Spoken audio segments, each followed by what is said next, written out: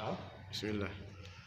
To, wannan shine kashi na 10 wanda za mu ci gaba insha Allahu bayan mun yi kashi na 9, wanda a kashi na 9 an koya mana yadda ake wanka na shari'a da wankan juma'a. Duk wani wanka na shari'a duk iri ɗaya ne, niyya ce kawai take bambanta. Idan mutum ya tashi wanka, kamar yadda malaman fiqh suka faɗa, idan akwai yanayi guda biyu, mutum zai iya fara wanke jikinsa gaba ɗaya ko ina ya samu ruwa, shikenan ya yi wankan janaba. Zai kuma iya yi yadda malam ya faɗa mana a nan, zai iya wanke daga cibiyarsa zuwa gwiwarsa, ya wanke alƙalaminsa da inda najasa ta fita, ya wanke duburarsa, sannan ya zo ya ɗaura alwala, sannan ya wanke kansa sau 3, sannan ya wanke ɓangaren dama, sannan ɓangaren hagu, sannan ya fara wanke gaban da suke sama, sannan ya zo ƙasa kuma ya wanke ragowar gaba ɗaya.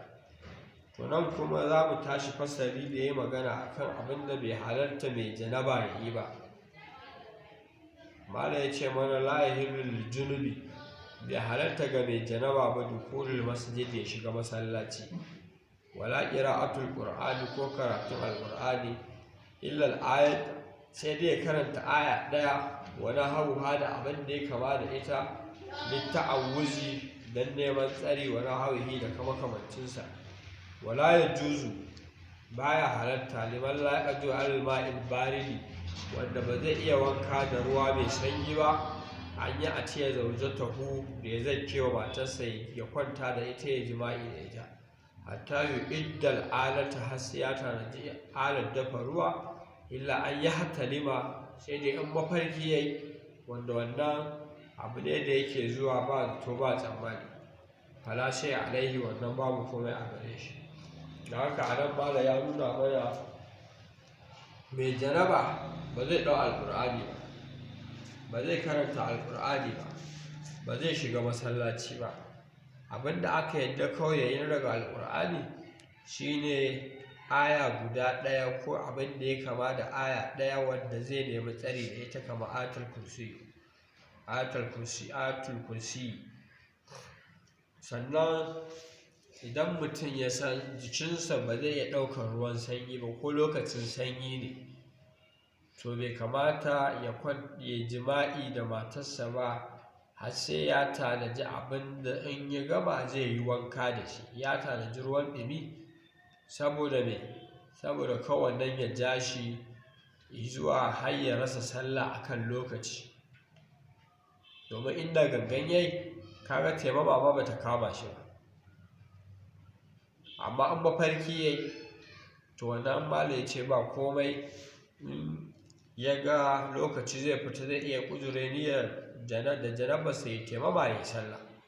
Da wacce istibahatin salati, kamar yadda nan gaba za mu yi magana akan taimama, ma kana rafa'al hadas al-akbari mani abdul. To wannan shine wani fasali wanda malam ya ware shi, ya magana akan abin da bai halatta mai janaba ya yi ba. To sai fasali na gaba, shi kuma malam ya mana magana akan taimama. Ya ce fasalin fit taimami, fasali insha Allah a cikin taimama. Wa ya taimamul musafiru, matafi yana yin taimama fi gairi ma'asiyatin, a cikin tafiyar da take ba ta sabo ba. Wal maridu, marar lafiya ma yana yin taimama li faridatin, dan ba da sallar farilla, a wani filatin, ko don yin nafila. Wa ya taimamul hadiru, mazaunin gida ma yana yin taimama as-sahihu, mai lafiya, lil fara'id, dan ba da sallar farilla, idan khafa khuruja waqtiha, idan ya ji tsoron fitar lokacinta. Wala ya taimamul hadiru sahihu li nafilati,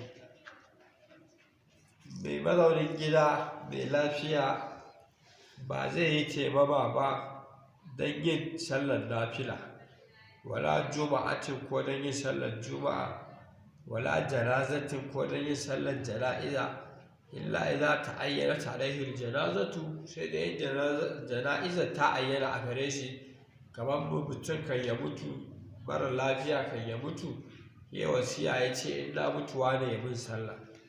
To da ya mutu shi wanda zai sallah ya zama ba abe da alwala, ba ruwa, ko da ruwa ba zai iya taɓa shi ba, to sai ya taimama sai ya zo ya sallar wannan jana'iza.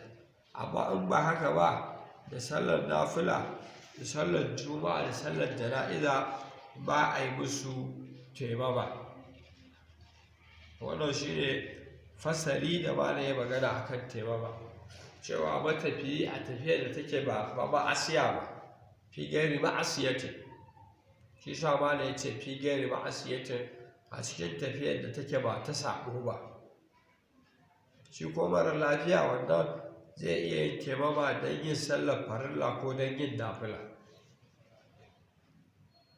Shi ma mazaunin gida zai iya yin taimama don yin sallar farilla, amma idan ya ji tsoron fitar lokaci, bai da ruwan da zai alwala, da haka ya ga har gashi a zahar ce har 3 da wani abu, lokacin ta yana nema ya fita, to da haka sai ya taimama sai ya sallah ta farilla. Amma ba haka ba, zai jira har ya samu ruwa sannan sai ya taimama. Sai dai mara lafiya shi aka yi wa afuwa.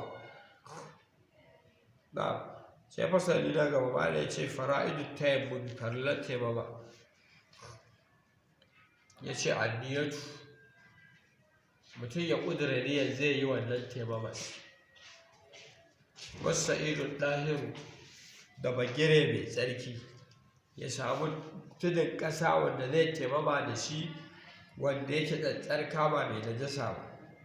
Wa masahul wajhi, da shafan fuska, wa masahul yadaini, da shafan hannaye guda biyu, ilal ku'aini, zuwa gwiwa hannu guda biyu, zuwa wuyan hannu guda biyu.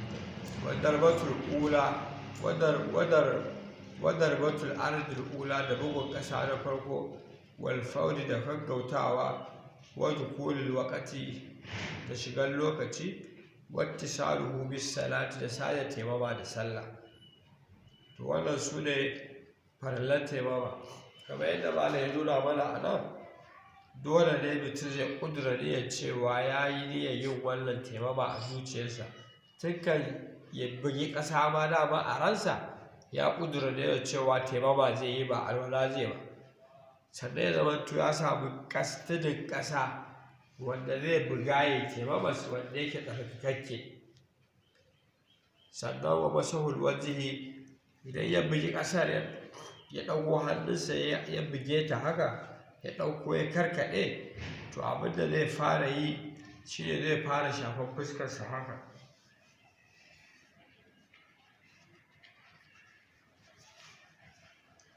To idan ya shafe ta, wasu sun ce da wannan bugun ba zai iya shafa hannunsa daga wuyan ‘yan yatsu har zuwa wuyan gwiwa hannu, ya shafe su ya cuccuɗa, sannan sai ya haka ya shafi ɗayan ma a haka. To wannan shi ne yadda ake yin taimama, a shafi fuska da hannu.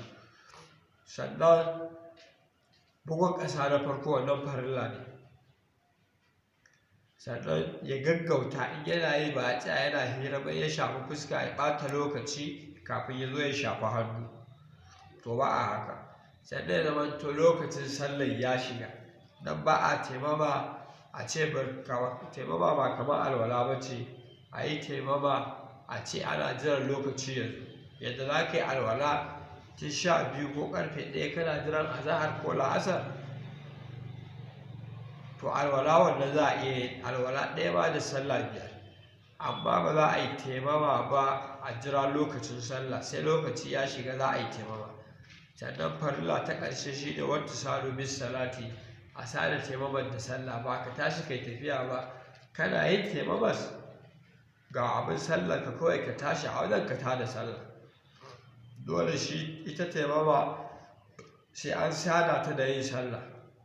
Ba a yin taimama a tashi a yi tafiya ko a matsa wani waje sannan a je a yi sallah.